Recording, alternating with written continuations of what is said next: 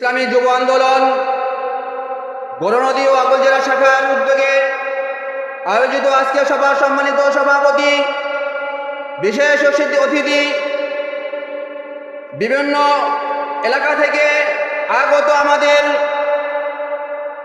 দায়িত্বশীল এবং কর্মীবৃন্দ, আমার সামনে উপবিষ্ট ইসলাম প্রিয়, দেশের শান্তিপ্রিয় ভাইয়েরা, আসসালামু আলাইকুম ওয়া রাহমাতুল্লাহ। ভাইয়েরা, আমরা সবাই কি শান্তি চাই কিনা? আমরা আমাদের দেশের মধ্যে শান্তি চাই কিনা? রাসূলুল্লাহ সাল্লাল্লাহু আলাইহি ওয়াসাল্লাম বলেন, যদি তোমরা শান্তি চাও, যখন তোমাদের নেতা হবে সর্বোত্তম ব্যক্তি, যখন তোমাদের বিত্তবানেরা হবে দানশীল, যখন তোমাদের সমস্ত কাজ হবে পরামর্শ ভিত্তিক, তখনই